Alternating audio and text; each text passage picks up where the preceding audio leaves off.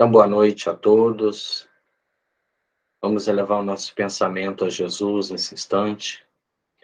E quando a gente fala elevar o pensamento, né, seria muito bom que o nosso pensamento já vivesse nas faixas elevadas. Mas como ainda não é uma realidade nossa, como ainda nós precisamos, às vezes, nos esforçar para alcançar a proteção dos benfeitores espirituais, de chegar àquela será totalmente natural para nós. A prece será um ato de vida, um suspiro, um momento, uma atenção. Mas, por enquanto, nós precisamos nos elevar para escutar a inspiração do alto, para sentir a proteção do Pai Celestial que nos envolve a todos. Então, nesse instante, nós buscamos a inspiração dos benfeitores espirituais para que, junto a nós, possam, de alguma forma, nos abençoar, possam nos acalmar o mundo íntimo, para que consigamos, através desta ligação mental que fazemos com o alto, buscar reflexões mais profundas no entendimento dos dons espirituais tão naturais a cada um de nós. Permita, Senhor Jesus, que neste momento, que neste instante onde estamos estudando e dando um curso melhor às nossas ideias, fugindo de todas as propostas materiais que nem sempre engrandecem, nós te pedimos a sua bênção, o seu amparo e a sua proteção. Abençoe, Senhor, ao nosso pequeno grupo de estudos, para que possamos entender um pouco mais e complicar um pouco menos o exercício das faculdades espirituais. Que assim seja. Então, nós estamos estudando o capítulo 7, e o capítulo 7, ele é intitulado Analogia de Circuitos. Na verdade, está sendo feita uma comparação do circuito mediúnico com o circuito hidráulico e com o circuito elétrico. Não é que eles são idênticos ou que eles passam pela mesma condição, mas, na verdade, para que a gente tenha um circuito, é necessário que a gente tenha uma movimentação. Nós tenhamos um fluxo, seja ele de elétrons, de água ou de pensamentos, e esse fluxo tenha um ponto de partida e um ponto de chegada. No caso da água, é um circuito muito longo, porque se nós fizermos uma visão geral, nós temos, por exemplo, a água que chega pelo encanamento da distribuidora, que abastece a nossa caixa d'água, que passa por todos os utensílios que nós utilizamos, seja no banho, seja na limpeza da casa, no cozimento de alimentos, e ela depois ela é recaptada numa forma já de esgoto, é tratada como devia ser, não em todos os lugares, reconduzida aos rios, que vai novamente ser evaporada, vai para a chuva, cai novamente nas reservas, para formar novamente esse ciclo, saindo da reserva e vindo pela distribuidora até as nossas casas. O fluxo elétrico também é muito longo, porque ele parte desde a usina geradora, né, a usina hidrelétrica, termoelétrica, atomelétrica, eólica, ele parte daquela função e vem sendo distribuído e realimentado nas subestações de energia, conduzido nos fios de alta tensão e distribuído pelos transformadores em baixa tensão para alimentar o nosso lar, alimentar equipamentos, sejam ele ferro elétrico, chuveiro, eletrodomésticos, televisores, eletrônicos, e retorna também a este caminho para que volte ao gerador que vai manter a diferença de potencial. Nós temos o circuito mediúnico. Esse mediúnico a gente pode entender como um circuito muito pequeno dentro do processo de comunicação, porque o espírito comunicante, ele está próximo ao médium. Ele está no mesmo ambiente, dentro das faixas vibratórias de segurança, e ali ele começa a produzir o seu pensamento, seja numa forma, numa catarse, num diálogo, e o médium vai captando aquele pensamento, decodificando e retornando também ao espírito comunicante a sua vibração como médium. A gente fala que o circuito mediúnico ele é pequeno, em parte, o circuito mediúnico de comunicação. Mas a comunicação dos espíritos, ela pode se dar a uma distância muito grande. Nós temos, por exemplo, no livro Nosso Lar, lá no final, quando André Luiz vem visitar a sua família, né, a família ao qual ele teve uma participação nessa última encarnação, e estando ali, ele se defronta com aquele quadro que é conhecido de todas as pessoas que viram o filme e leram o livro. Mas quem lê o livro, com certeza, tem uma visão muito maior daquele quadro, porque aquele entendimento que ele faz da nova situação da sua esposa, agora casada em segundas núpcias, e com o esposo doente, ele vê que ele precisava fazer algo em benefício, mas ele não conseguiu nem mesmo afastar as entidades obsessoras que ali estavam.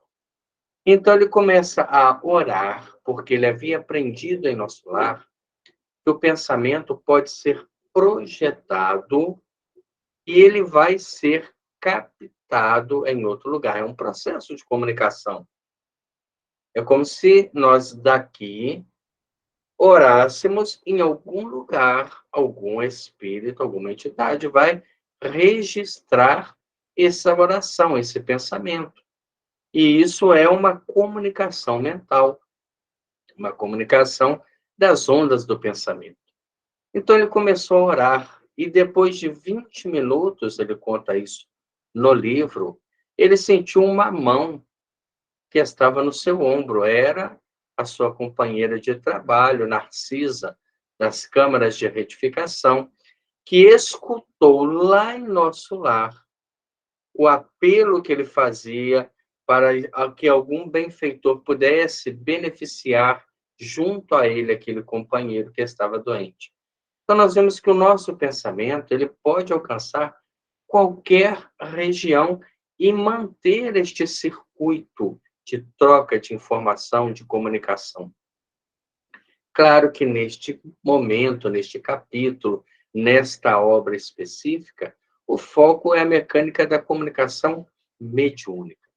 Então, nesse instante, o espírito vai estar muito próximo, o que facilita muito a percepção do pensamento do espírito. Mas, para isso, é necessário manter o fluxo de ideias, para que a comunicação não seja apenas fragmentos, palavras, e fique sempre perdido. No livro Espíritos e Médiuns, do escritor espírita Leon Denis, ele chega a fazer uma comparação do médium iniciante a uma máquina de escrever, que era a figura que ele tinha, né? Hoje talvez ele falasse em teclados cada vez mais modernos, mas uma máquina de escrever que estivesse faltando algumas teclas. Então a mensagem vem fragmentada e é necessário que o médium preencha esses espaços com a sua emotividade, sem descompassar, sem desequilibrar, sem querer se tornar, né, um showman ou algum tipo de chamamento de atenção para a sua participação na comunicação. Com o passar do tempo, ele consegue melhorar a captação e essa mensagem começa a vir com muito menos falhas e a sua participação anímica diminui. Mas, se ele tem um pensamento que não consegue manter, por isso que se fala concentrar, manter num foco, durante o processo de comunicação, ele vem uma palavra na sua mente e a comunicação some. Aí ele se esforça, vem outra palavra que já não tem mais nexo, porque aquela era o começo de uma frase, essa pode estar no meio ou no fim de outra, e ele já não consegue mais fazer os elos de ligação. Então, são comunicações que acabam não vindo a termo, e são médiuns que ainda estão muito despreparados para o trabalho. Por isso, ele faz uma analogia com um circuito de fluxo contínuo, como a água ou como a energia elétrica. Se nós tivéssemos a energia elétrica piscando constantemente, nós temos até pouco aproveitamento dela e, às vezes, com prejuízo grande para aparelhos eletrodomésticos ou a queima, né, de produtos que não têm dispositivos de segurança, como estudamos no capítulo passado. E, ao mesmo tempo, se no circuito hidráulico nós tivermos um corte constante, dificilmente nós vamos ter um fluxo para um trabalho produtivo. Então, no nosso circuito mediúnico, nós precisamos ter um fluxo contínuo. O médium ele precisa aprender, naquele momento que ele recebe o primeiro influxo, anular o animismo, esquecer a mistificação de querer forjar uma comunicação porque sentiu um influxo e, naquele momento que ele sente, ele vai aceitando aquela proposta cada vez mais profundo para que a comunicação tenha um fluxo de continuidade. Então, nós paramos na semana passada justamente nas expressões de analogia. Aplicando os conceitos expedidos ao nosso estudo da mediunidade, recordemos a analogia existente entre os circuitos hidráulico, elétrico e mediúnico, nas seguintes expressões.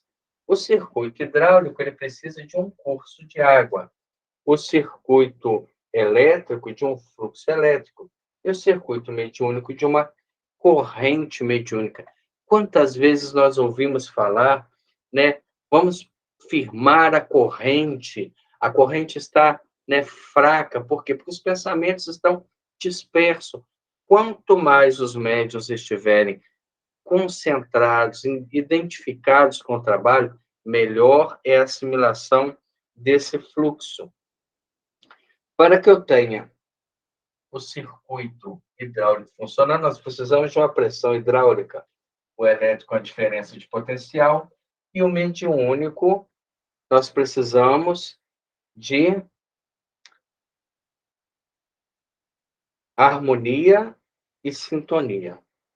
Os obstáculos que podem ter no circuito hidráulico, às vezes um furo, uma obstrução, no circuito elétrico, algum tipo de curto-circuito ou de resistência, e no circuito mediúnico, as inibições, o medo, a insegurança, a incerteza, a desinformação.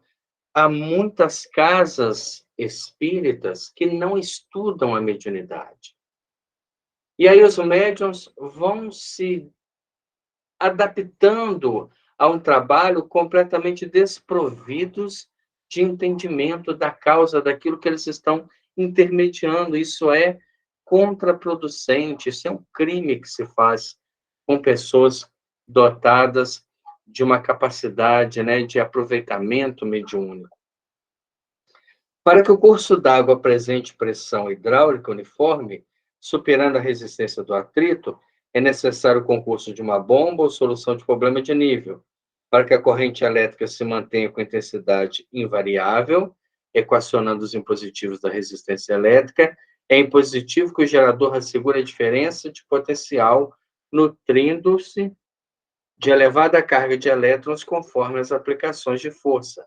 E para que se garanta a complementação do circuito mediúnico, com a possível anulação das deficiências de intercâmbio, é preciso que um médium ou médiuns, em conjunção, para determinada tarefa, se consagre de boa mente à manutenção do pensamento constante de aceitação, com adesão ao plano da entidade ou das entidades da esfera superior, que se proponham a utilizá-los em serviço de elevação ou socorro. Então, não é tarefa de um componente, de um médium, é tarefa de todos. Um médium apresentou um princípio de comunicação, todos vão alimentar o circuito, como se estivessem, de alguma forma, criando condições para que o médium trabalhe de forma produtiva e que os evangelizadores, psicoterapeutas espirituais, doutrinadores, seja o nome que a casa determinar, também consigam entrar no pensamento dos protetores espirituais, dos trabalhadores, dos diretores espirituais do trabalho e concluam o processo de comunicação, de conversação com utilidade. Tanto quanto lhe seja possível, devem os médios alimentar esse pensamento ou recurso condutor, sempre mais enriquecido dos valores de tempo e condição, sentimento e cultura, com o alto entendimento da obra de benemerência ou educação a realizar. Então, nós paramos justamente neste ponto. O que ele pede aos médiuns? Um enriquecimento dos valores do tempo. Nós temos muito tempo para enriquecer, né? E condição, sentimento e cultura. Ah, mas fulano de tal é um médium excepcional. Não tem conhecimento nenhum, mas se entrega espontaneamente. É exceção, não é regra. Infelizmente. A regra é nós conhecermos um pouco para atrapalharmos o menos possível e contribuir para que a espiritualidade tenha condições de utilizar a instrumentalidade que a nossa casa espírita oferece para mensageiros, para sofredores, para os espíritos que forem evocados, para a orientação do grupo de trabalho, para a orientação da casa, dos departamentos. Se a nossa casa espírita não se encontra equilibrada para gerar estas condições, o nosso trabalho mediúnico ainda está intermitente, ainda está alcançando momentos, né, de utilidade e, em alguns casos, momentos de fragilidade, o que é muito perigoso. Nós relaxarmos a segurança de um trabalho, permitindo que espíritos um tanto quanto viciosos, um tanto quanto brincalhões, acabem assumindo o trabalho da nossa casa. Porque a espiritualidade superior, ela nos sonda. Eles vêm e medem a frequência do pensamento dos espíritos encarnados que ali estão, dos médiuns, dos frequentadores, dos dirigentes. E se naquela medição que se faz, eu não tenho condição de instalar um trabalho, vamos fazer uma comparação com um circuito, né? Vamos supor que a espiritualidade trabalhe com uma corrente elétrica de 220 volts. E eles chegam na nossa reunião mediúnica e fazem a medição e só conseguem 127 volts. Então, a aparelhagem que eles têm para orientar, para resguardar, para curar, para produzir, é inútil, porque a carga mental, emocional, sentimental e de cultura daquele grupo não alcança a frequência necessária para movimentar os recursos da espiritualidade. Aí o que eles fazem? Pegam esses recursos e vão para outras oficinas, para outras casas espíritas que tiverem uma frequência adequada. Se a nossa casa ela alterna, ela vai lá em cima e vai aqui embaixo, vai lá em cima. Enquanto ela estiver lá em cima, eles podem até, de alguma forma, com caridade para aqueles que estão se esforçando, tentar alguma coisa, mas com o tempo acaba não produzindo nada, porque a corrente, quando ela alterna demais, ela acaba não gerando trabalho útil. Então é necessário que o grupo esteja muito centrado, muito certo daquilo que quer, para que a produção mediúnica venha dar frutos. E para isso a gente não precisa de um esforço sobre-humano. A gente precisa ter um pequeno entendimento do processo mediúnico e um grande amor à causa, ao trabalho, aos desencarnados, um grande respeito para com as pessoas que trabalham, tanto encarnadas como desencarnadas. Há uma preparação gigantesca a nível de espiritualidade para que a reunião se processe com segurança. E não cabe a nós chegarmos no improviso do sentimento, da preparação, da alimentação, da disciplina e do horário. É preciso que eu me prepare também para a tarefa da mediunidade. Se eu tiver esses dois componentes, boa vontade, simplicidade, entendimento e disciplina, com certeza o trabalho da nossa casa alcançará a frequência necessária que a espiritualidade precisa para o desenvolvimento de tarefas de ordem superior. Necessidades de sintonia.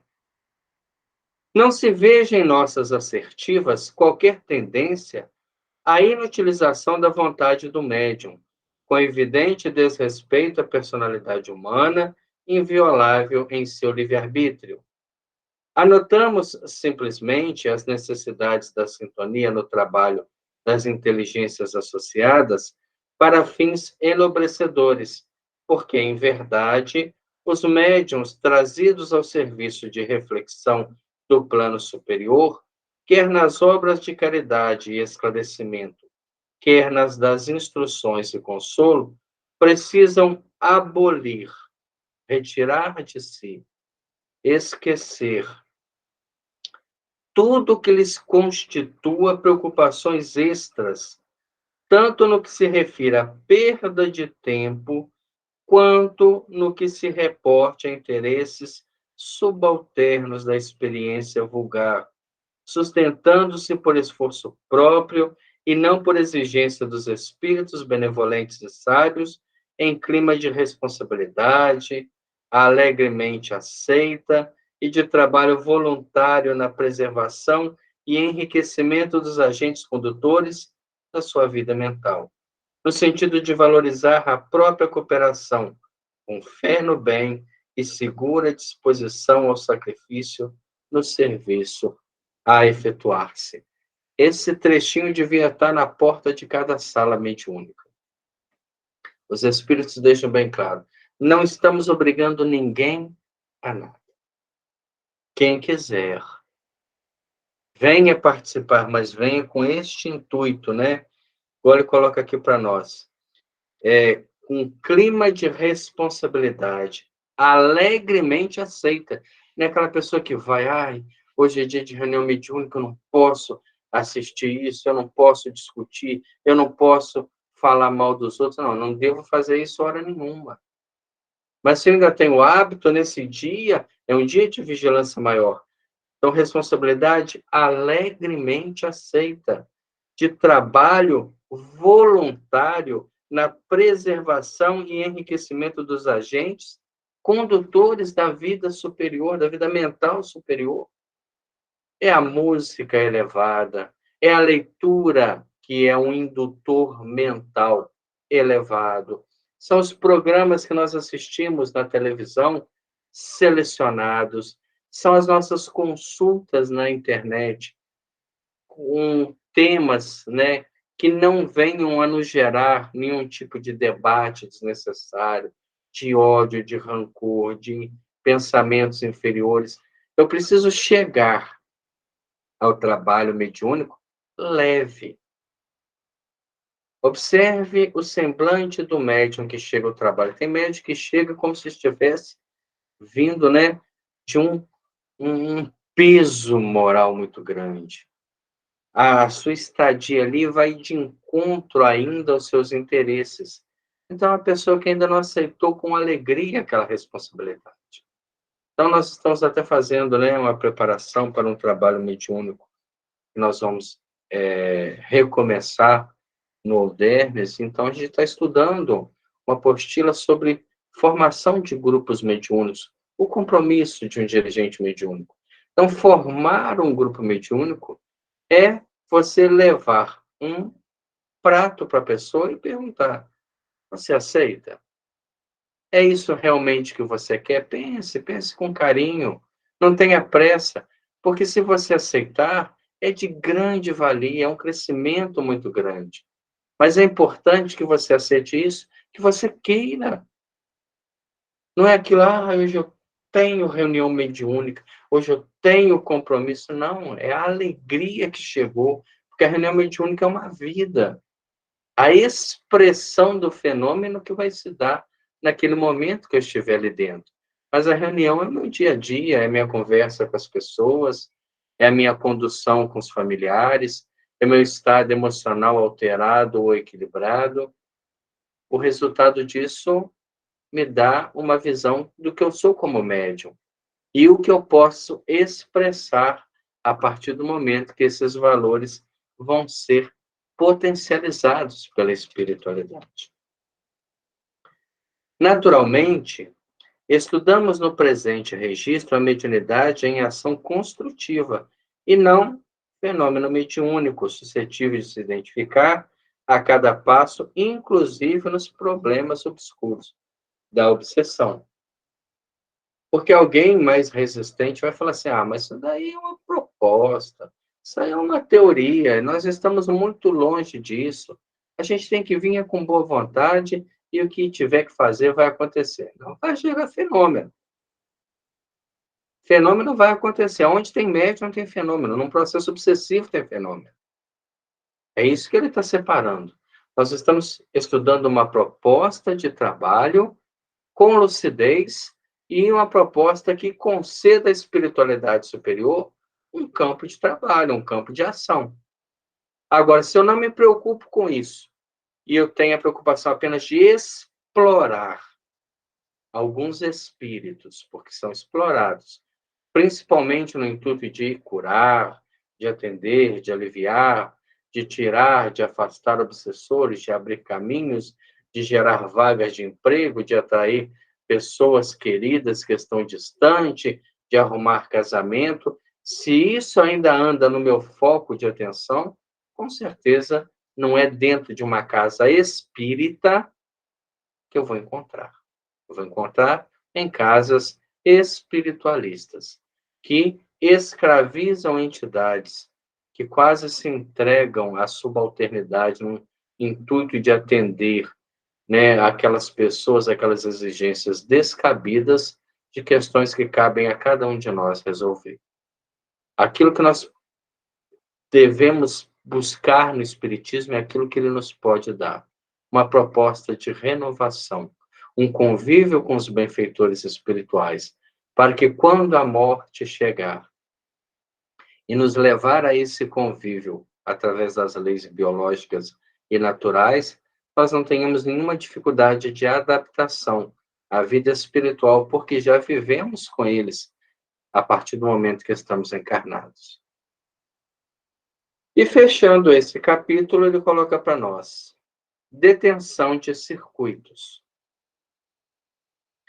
Cabe considerar que as analogias de circuitos apresentadas aqui são confrontos portadores de justas limitações. Porquanto, na realidade, nada existe na circulação da água que corresponda ao efeito magnético da corrente elétrica, como nada existe na corrente elétrica que possa equivaler ao efeito espiritual do circuito mediúnico. A única coisa que ele está comparando para nós é que num circuito fechado, para que eu tenha um efeito, é necessário que a causa geradora mantenha-se num fluxo contínuo. Se nós estamos aqui agora utilizando os recursos da energia elétrica e houver uma interrupção do fornecimento, todo o efeito que nós estamos tendo, que seja o computador, a internet, a imagem, a luz, vai cessar, porque a solução de continuidade foi interrompida. Então, a única comparação que ele traz real é essa. O fenômeno mediúnico não pode sofrer uma solução de descontinuidade, que parte do médium, nunca do espírito. O espírito que está ali, mesmo a contragosto, ele é conduzido à comunicação.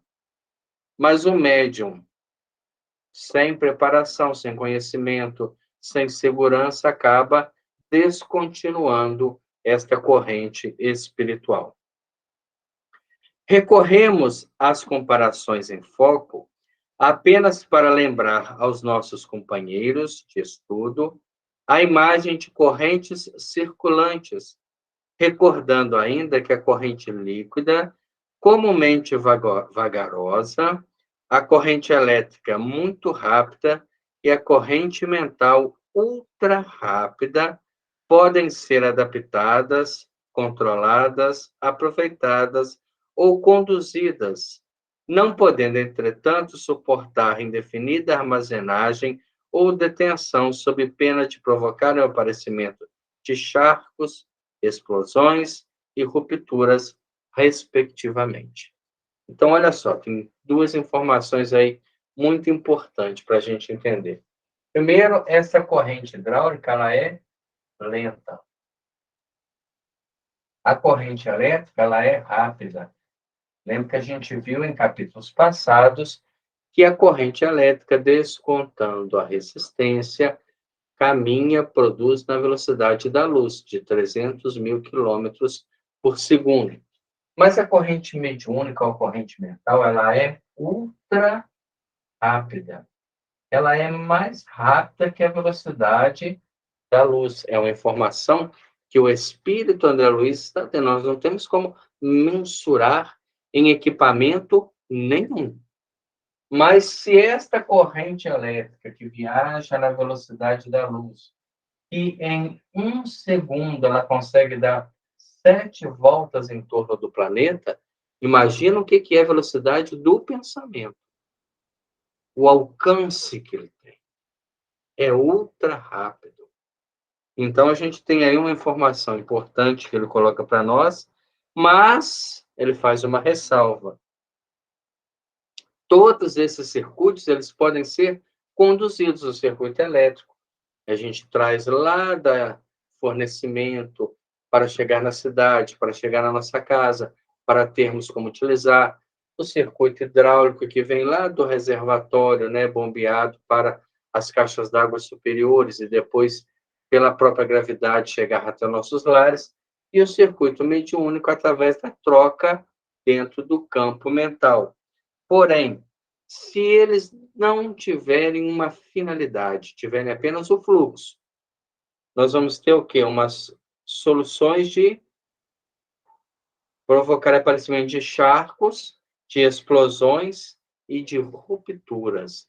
Então, um médium que está ali e não consegue produzir, ele acaba desconcentrando, ele acaba desequilibrando, ele sente efeitos no corpo, ele sente mal-estar, porque recebeu a carga emocional e não conseguiu verbalizá-la. Aí precisa, às vezes, até mesmo do passe magnético para se libertar daquela quantidade de informação, energia e expressões que ele recebeu e não deu utilidade. Da mesma forma que você fecha um circuito dentro de uma tomada e aquilo ali vai romper, porque nós vamos ter uma grande quantidade movimentando sem a utilização dentro de um equipamento que gere resistência. Condução das correntes, para a gente finalizar esse capítulo. Na distribuição presente das águas, no circuito hidráulico são necessários reservatórios e canais, represas e comportas em edificações adequadas. Na aplicação da corrente elétrica, em circuitos correspondentes, não podemos prescindir, como na administração da força eletromotriz, de alternadores inteligentes estruturados para dosagem das correntes e voltagens diversas, como produção de variadas utilidades. Então, o que ele está falando para nós? Para que a gente tenha, né, água encanada, é necessário toda uma estrutura, que a gente nem se dá conta. Você vai lá, abre a torneira, a água sai e está feliz da vida, mas há toda uma estrutura por trás disso. Como também da parte elétrica. Há toda uma, né, estrutura, há todo um certo número de equipamentos que vão dosar, que vão distribuir, que vão potenciar, que vão fazer com que ela chegue para nós na condição de ser aproveitada. E no aproveitamento da corrente mental, no circuito mediúnico, são necessários instrumentos receptores capazes de atender às exigências da emissão para qualquer serviço de essência elevada. Compreendendo-se desse modo que a corrente líquida, a corrente elétrica e a corrente mental depende nos seus efeitos da condução que lhes imprima. Então, nós, como médiums, precisamos ser um equipamento sensível à corrente mediúnica.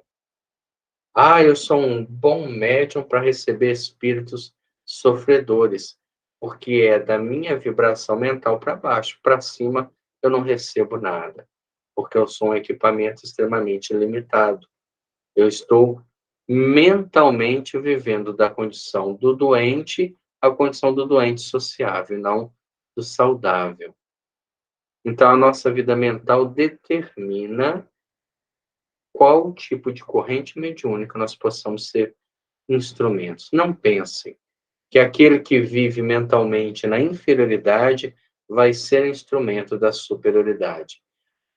Pode, em casos raríssimos, em condições extras que a gente não consegue nem mensurar, por alguns instantes, intermediar algum tipo de algo útil. Mas não pense que isso é regra. Nós temos o livro Trilhas da Libertação, a história do médium Davi, que era um médium de cura e fazia cirurgias espirituais através de um médico espiritual. Com o passar do tempo e das escolhas infelizes que foram feitas na sua vida, ele perdeu o processo de sintonia com o médico. O médico tinha uma frequência de pensamento e ele, no começo, pessoa simples, trabalhadora, com muito boa vontade, com muito interesse em ajudar as pessoas, ele conseguiu uma conexão muito boa com esse médico. Então, o médico ele tomava quase que a consciência e fazia uma série de curas espirituais, de cirurgias de alívio. Mas, com o passar do tempo, ele foi fazendo escolhas infelizes, ele foi se permitindo perder esse processo de sintonia, porque o médico espiritual não ia descer ao charco mental que agora ele se permitiu viver, através da ganância, dos valores materiais, da sensualidade, do alcoolismo. Então, ele foi descendo mentalmente a um estilo de vida e espíritos obsessores que trabalhavam na sua queda começaram a tomar o lugar do médico, porque agora tinha um processo de sintonia muito equivalente, e operavam como se fosse o médico espiritual. E aí começou a ter uma série de transtornos que não tinha, de infecções, de problemas, de questões que não conseguiam nenhum tipo de alívio, porque já não era mais o espírito que tinha um compromisso de trabalho. Lá no final do livro, né, há uma passagem de uma criança que estava com câncer, a criança sentia muita dor e precisava, né, a família tentou várias vezes levar a criança até ele. Então, determinado dia, ele atendeu o telefone e negociou a um preço muito alto o atendimento àquela criança. A família viajou quilômetros com a criança sem dormir, por muita dor, e chegou à casa dele. Então, era um quadro muito de se sensibilizar muito, né? Imagina você com um filho em estado terminal de câncer e um psicopata como médium, né? Uma pessoa sem nenhum escrúpulo a esse momento da vida, que era um verdadeiro empreiteiro de sessões. Ele criava sessões e qualquer espírito o tomava e medicava e fazia algum tipo de ação. Mas nesse quadro, a família, o merecimento, a criança, fez com que o médico, aquele espírito compromissado com ele lá de trás, tomasse, assim, um sentimento pela dor da família. E num caso extremamente de exceção, ele incorpora no médium, que tem até convulsões diante daquela incorporação abrupta, porque já não tinha mais nenhuma conexão com aquele espírito. Ele baixou seu nível a um ponto de conseguir afastar o obsessor e incorporar em benefício da criança, não dele. Então faz umas aplicações de acupuntura e a criança consegue adormecer sem dor, depois de vários dias de sofrimento agudo. Mas o espírito do médico, que estava incorporado, também dá a ele uma mensagem terminal. Ó, você chegou no limite. Se você permanecer, a sua queda é inevitável. E, infelizmente, a queda foi muito grande. Então, nós vemos que há exceções que a espiritualidade mais responsável até utiliza médiuns inescrupulosos, mas não é regra geral. Não pense que nós vamos montar um trabalho mediúnico e nesse trabalho nós vamos ter a espiritualidade superior comunicando através de médiuns de comportamento inferior. Nós vamos ter ali o retrato espiritual do que nós somos. Se não vem nenhum benfeitor espiritual, pode ter certeza que a nossa condição espiritual não concede. Ou então eu não tenho instrumentalidade, eu não tenho médiums com mediunidade estuante, em condições de transformar correntes mentais em comunicação. Allan Kardec, no Livro dos Médiuns, nos ensina que nós devemos começar a mediunidade pela psicografia. É a mediunidade que nos dá um melhor retorno e de fácil desenvolvimento. E para isso ele cita no próprio Livro dos Médiuns os exercícios que nós devemos expor aos médiuns dentro de uma reunião séria e de pessoas sérias. Com certeza, num grupo de 5, 10, 15 pessoas, nós teremos alguns com sensibilidade para a escrita, e estes serão intermediários para que a espiritualidade venha orientar o grupo. Nós precisamos de uma estrutura para construir uma casa. Nós não vamos construir uma casa muito grande em cima de uma areia, que a qualquer movimentação do terreno venha colocar toda a nossa construção abaixo. Então, um capítulo desse nos faz pensar. O que eu quero para o meu trabalho mediúnico? Ou para o trabalho que eu frequento? Ou a casa que eu frequento? Ou se nós vamos montar um trabalho, qual vai ser, né, a tônica desse trabalho? Não, eu quero um trabalho de desobsessão. Então, eu tenho que preparar os médiuns para os mentores deste trabalho e para os sofredores que virão. Ah, eu quero um trabalho de evocação. Eu vou nos preparar os médiuns para a evocação, para eles estarem mais, né, versáteis a correntes mentais diferentes. Ah, nós vamos ter um trabalho de pesquisa científica no campo da espiritualidade. É permitido? Claro que é permitido, não tem nada que nos impeça de fazer, mas eu preciso ter condições, médiuns e pessoas que saibam conduzir este trabalho. Porque o que nos adianta evocar determinada entidade espiritual e eu não saber conversar com o espírito? Eu não ter um roteiro de perguntas ou, né, de encadeamento de ideias para aproveitar aquele tempo, porque eles não vêm perder tempo em nossos trabalhos iniciais. Eles vêm para colaborar de alguma forma. Allan Kardec tinha trabalhos de evocação, mas ele tinha um compromisso com o corpo doutrinário. Então, a espiritualidade concedia a ele, né, a pleiade de espíritos superiores para perguntas, comentários, instruções. Não é o caso de uma casa espírita hoje. Ah, nós vamos fazer evocações, tá? Nós vamos evocar a quem? Para quê? Com qual finalidade? Porque tudo precisa de uma finalidade. Se eu não tenho uma pauta definida, então eu vou submeter a espiritualidade, depois que os médiuns estiverem, né, mais adestrados pelo exercício, como o Livro dos Médiuns nos ensina, nós vamos aguardar que os próprios instrutores da casa determinem qual vai ser o retrato dos trabalhos que nós vamos fazer aqui. Ah, nós vamos fazer desobsessão para ajudar as pessoas, para afastar o obsessor. Se eu estou pensando assim, eu já estou equivocado. O obsessor é alguém que é convidado a conviver conosco. Não é alguém que nos está obrigando a nada, nos está nos desequilibrando. Então, a partir do momento que a gente tem um entendimento melhor, com certeza, nossos trabalhos também caminharão para a maturidade. Nós vamos fazer, então, uma introdução do capítulo 8. O capítulo 8 é um capítulo um pouco mais voltado para as ideias do magnetismo. Aliás, fala sobre mediunidade e eletromagnetismo. Nós vamos ver que eletricidade e magnetismo sempre caminham juntos. Se eu tenho um condutor elétrico, um fio onde passa uma corrente elétrica, em torno deste fio há um campo magnético. Se nós temos, por exemplo, né, algum tipo de expressão de um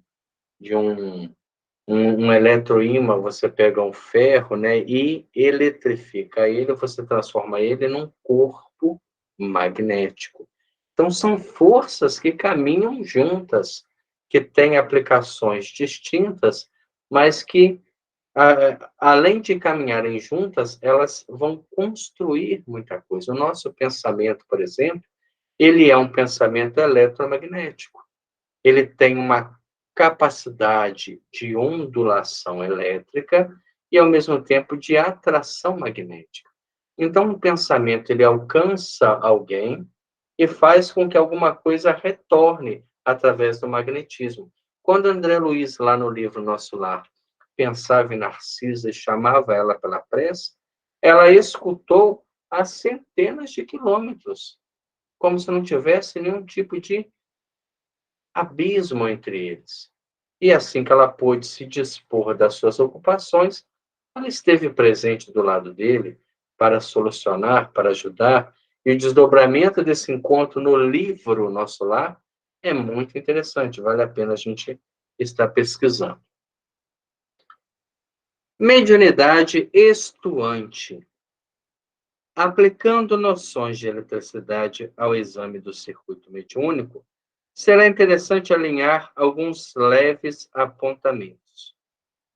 Na generalidade dos metais, principalmente no cobre, na prata, no ouro e no alumínio, os elétrons livres são facilmente destacáveis do átomo, motivo pelo qual semelhantes elementos são chamados de condutores.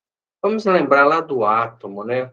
Nós falamos tanto disso nos capítulos passados. Nós temos um núcleo e temos, né, uma nuvem de elétrons. Quanto mais distante o elétron estiver do núcleo, menor a influência que ele sente do núcleo. Então, mais fácil ele se soltar para caminhar para um outro átomo num caminho contínuo que vai gerar aquilo que nós chamamos de condução elétrica. Então, os elementos que ele cita aqui, o ouro, a prata, o cobre, o alumínio, são condutores elétricos. Se você pegar um fio positivo e colocar em qualquer elemento desse, ele conduz eletricidade. Porque os átomos desses elementos, eles têm facilidade em conduzir, em eliminar esses elétrons mais distantes do núcleo, formando uma condução, diferente daqueles que são isolantes. Os isolantes, eles vão ter os elétrons muito próximos do núcleo. E aí eles sentem tanta atração do núcleo que não passam a corrente. A corrente morre neles. Isso que é a diferença entre um condutor e um não condutor.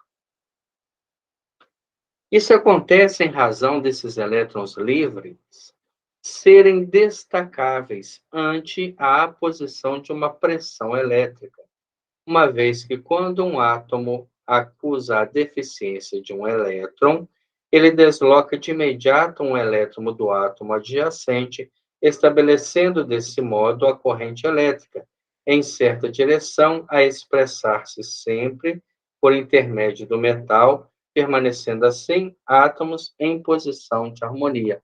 Então, ele vai perdendo um e ganhando um, e passando um para frente, fazendo o quê? Uma corrente de movimento à velocidade da luz. Então, nós vemos que a eletricidade é uma coisa fantástica e que nós conhecemos, assim, uma pequena fração dela no nosso planeta. Nós aqui utilizamos a eletricidade para aquecer, para esfriar, para iluminar, para nos dar conforto, para nos dar, né, entretenimento, Mas em outros planos, com certeza, a eletricidade tem funções muito maiores. Tanto que quando nós estudamos o Livro dos Espíritos, e Allan Kardec faz uma comparação dentro do sistema solar, de planetas que estão mais afastados do Sol, nós estamos a uma média de 150 milhões de quilômetros do Sol, e recebemos aqui uma temperatura extremamente agradável a esta forma de vida, mas nós temos planetas que estão muito distantes, que o Sol surge para eles apenas como uma estrela um pouco mais destacada, que não consegue movimentar essa corrente fenomenal de energia que ele nos manda. Como que seria a vida nesses planetas, né, extremamente gelados, à nossa percepção? Mas os espíritos falam que, em alguns lugares, a eletricidade tem funções que, para nós, está totalmente desconhecida. Nós conhecemos a eletricidade apenas dentro daquilo que nós precisamos para o nível de vida, mas ela tem uma aplicação muito maior. Nós estamos começando a preocupar com o pensamento. Em nosso lar, por exemplo, nós temos uma palestra da ministra veneranda sobre o pensamento, porque ele é e de uma aplicação muito maior em planos superiores, em colônias mais altas. Então, é necessário que a gente comece a aprender nessas escolas primárias do entendimento, para que um dia possamos ser promovidos às escolas superiores. Pensar é um fator ligado à humanização. O animal não pensa, ele tem um entendimento fragmentado, ele tem lacunas daquilo que ele precisa para a sua sobrevivência. Mas o homem tem raciocínio, tem ideias, confabulações, elucubrações. Ele, então, movimenta essa energia do pensamento, mesmo desconhecendo seu potencial. Como nós movimentamos a energia dentro de uma limitação para a nossa necessidade. Nós, hoje, que estamos estudando um pouco mais esse campo mediúnico, nós passamos a ver que o pensamento tem funções diferentes. E é necessário a gente adentrar este campo. Nós temos aí obras boas, como Pensamento e Vida, né, que é uma cartilha que a gente aprende antes de encarnar, justamente para aproveitar melhor a encarnação. Nós devemos dar um pouco mais de ideia, né, de dedicar um pouco mais de tempo a começarmos a entender o processo do pensamento. Aqui temos a imagem das criaturas dotadas de mediunidade estuante e espontânea, nas quais a sensibilidade psíquica deixa transpassar naturalmente pelas irradiações mentais afins, reclamando educação adequada para o justo aproveitamento dos recursos que são portadores. Então, vamos entender o que ele quer comparar. Da mesma forma que um fio de cobre, ou um fio de prata, ou de ouro, ou de alumínio, que seja, é um excelente condutor de energia, ele tem na sua constituição atômica uma estrutura onde os elétrons que estão mais distantes, mais livres, eles fazem essa condução com naturalidade. Essa é a figura de um médium que tem compromisso com a mediunidade. Os pensamentos dos espíritos conduzem através dele com muito mais naturalidade. Ele chega a receber esses pensamentos como um influxo de uma naturalidade, de uma veracidade tão grande, que às vezes ele incorpora, olha o termo, né? O espírito, como se o espírito estivesse naquele momento vivendo a realidade física. E isso nos leva a entender os médiuns desajustados, aqueles que falam muito alto, que não contêm, né, as expressões que não se cabem dentro de um trabalho mediúnico, aqueles que socam a mesa, aqueles que perdem o controle de tudo. Por quê? Porque são condutores por natureza. Imaginemos os trabalhos espiritualistas, onde o médium, quando incorpora determinado espírito, assume aquela personalidade. Então, dança, gira, bebe, fala. Por quê? Porque ele é um condutor totalmente tomado, ele não tem a condução do trabalho mediúnico. Ele entrega essa responsabilidade para o espírito, o que para nós é inadmissível, já que nós temos que preservar a nossa saúde. Então, por mais que o médium tenha essa condutividade mental, a comunicação lá é mental. Nós vamos receber trejeitos, nós vamos receber posturas, nós vamos receber cargas emocionais, mas não vamos transformá-la, nem materializá-las em uma personalidade dúbia. Nós vamos conduzir a energia mental. Vamos parar nesse ponto, depois nós vamos voltar justamente aí, porque é um ponto muito interessante. De repente, nós temos uma mediunidade atuante dentro do nosso grupo e não sabemos orientar o médium até que ponto ele vai se entregar, ele vai conduzir os elétrons mentais, até aquele ponto ele vai se entregar totalmente e vai assumir aquela personalidade como num processo de subjugação obsessiva. Então vamos agradecer a Deus mais esse estudo, mais essa reflexão, mais esse momento, pedindo ao nosso Senhor Jesus Cristo que nos abençoe. Que possamos, Senhor, sermos condutores mentais das ideias superiores.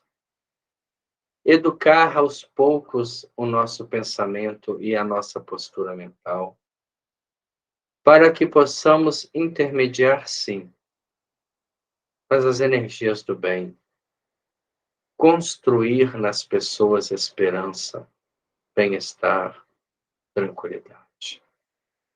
Que jamais usemos os recursos que temos, Senhor, para desanimar, para entravar, para dificultar, para criar pessimismo, para debochar, para criar caricaturas de algo que deve ser extremamente elevado e conduzido com seriedade. Nós te pedimos, Senhor, que essas ideias fixem em nós e que possamos levar conosco essas ideias para o campo de trabalho. Abençoe, Senhor, o lar cristão Paulo de Tarso. Que deste momento nossos corações possam partir as energias que vão conduzir aquela casa, que vão abençoar os trabalhadores, assim como todos os internos, que nesta noite vão receber, com certeza, o passe reconfortante. Abençoe, Senhor, aos nossos lares, aos nossos companheiros e amigos, aos nossos colegas de trabalho. Abençoe o nosso pequeno grupo de estudo. Que possamos continuar firmes nesse entendimento da proposta de trabalho dentro do campo da mediunidade. Muito obrigado, Senhor. Continue conosco hoje, agora e sempre. Que assim seja, graças a Deus. Muito obrigado a todos que estiveram conosco